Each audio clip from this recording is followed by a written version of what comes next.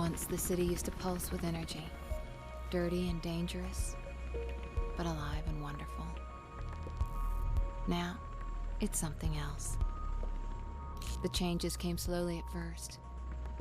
Most didn't realize, or didn't care, and accepted them. They chose a comfortable life. Some didn't. And those who refused to conform were pushed to the sidelines, criminalized. They became our clients. We call ourselves runners. We exist on the edge, between the gloss and the reality. The mirror's edge. We keep out of trouble, out of sight, and the cops don't bother us. Runners see the city in a different way. We see the flow. Rooftops become pathways and conduits, possibilities, and routes of escape. The flow is what keeps us running, keeps us alive. Great intro, isn't it? Mirror's Edge was released in November 2008 by DICE and is one of the best experiences that I've had using a mouse and a keyboard. I think it's pretty obvious which way this video will go after that statement, but I just can't help myself to fall in love with this game over and over and over. It was February 2009 and I just got a new PC, and one of the first games that I've touched on it was this one. I remember it left a lasting impression on me, and although I did not finish the game at the time because my main focus was Counter-Strike and the competitive side of it, it was always lingering in the back of my mind as a game that I will finish one day. I finally managed to do so 10 years later, and the game was as good as I remembered it to be back when I first saw it. It truly felt ageless. I'll just start with the music.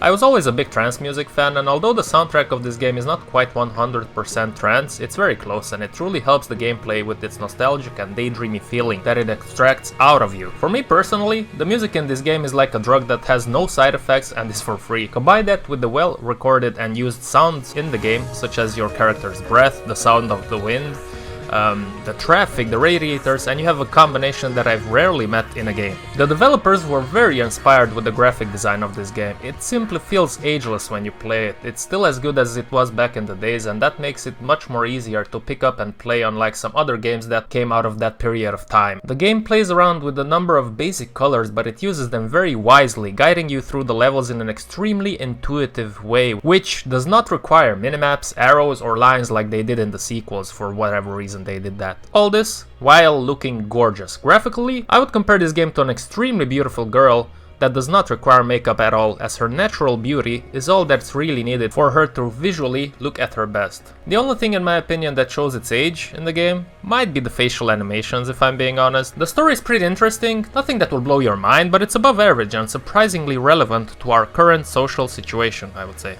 Don't you read the news? It's not news anymore. It's advertising.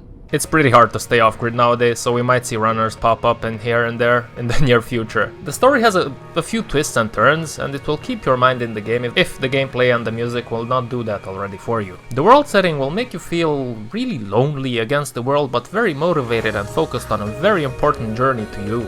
But the gameplay is the selling point of this game in my humble opinion. It's extremely satisfying when you start getting good at it and you just start running and jumping around like a professional.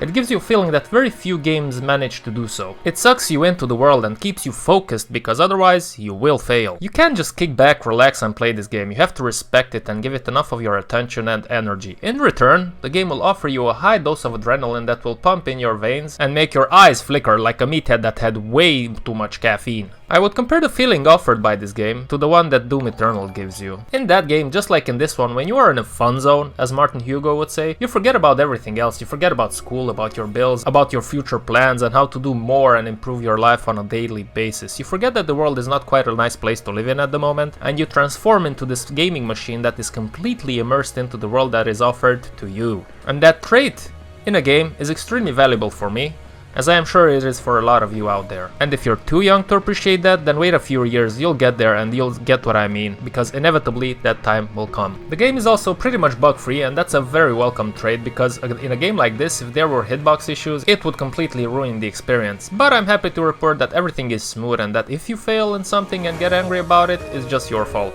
get good, bro. The game suffers a little bit in the combat department. The combat is pretty basic, but this is not an action game, as it focuses more on parkouring, running and avoiding enemies than it is to go head on against them. It's still very satisfying though to throw a low kick to an enemy and then to follow it up with a nicely placed uppercut. There's also a little bit of gunplay. You can pick up the weapons that your opponents drop after you've taken them out. In that regards, I would say that the gunplay is below average in my humble opinion, but it's not bad.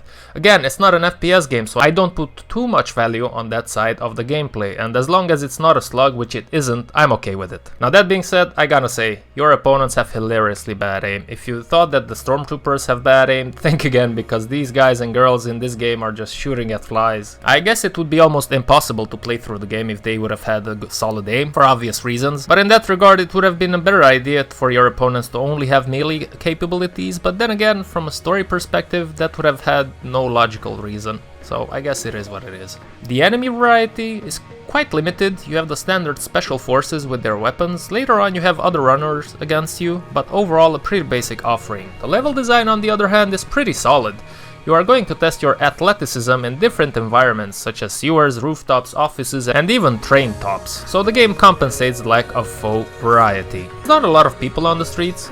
Basically you get the feeling that the city is lifeless when you get to the streets, you know, which is a bit weird, but it adds to the pureness of the experience and I really don't mind that at all. On some of the levels, the game also offers you different paths that you can take in order to reach your objective, which is a nice touch, and lets you experiment with different paths if that's something that you like. Some of the hits and falls that Faith takes are a bit exaggerated, and it can be too much at times, but it happens rarely. So it doesn't suck you out of the world too much. The cutscenes have a certain type of charm in my humble opinion. It might look dated, but I like the art design on them. Now that being said, I do realize that some people might think it's something not very attractive to them, so keep that in mind. Now it's pretty obvious by this point that I really like this game, but I have to dig deep, pull out my objectivity hat and say that some people might find this game too basic and write it off after a few minutes or hours of gameplay. And while I think that obviously that would be a mistake, hey, we're not all made the same. You can finish the game under 7 hours, so it's not something that will take up too much of your time, although I would have loved to have more hours of gameplay. It is also available on Steam for 20 bucks, and while in most of the instances I would say that 20 bucks is too much for a game that's 13 years old, I will make an exception here though. I think this is worth it for sure.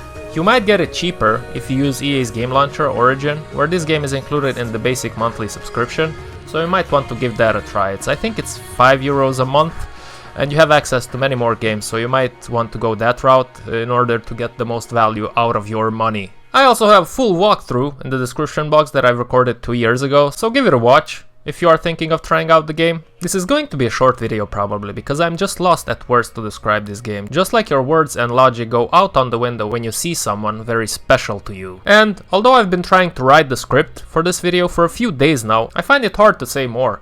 So I will keep it sweet and simple, saying that Mirror's Edge is definitely still fun. And it's not just a game, it's a complete package that offers you a very unique, intriguing and liberating experience that will always have a place in my mind and heart. Hopefully in yours too. Guys, thank you very much for watching this video. I hope you find something to your enjoyment. If you did, then maybe subscribe to the channel and hit the like button.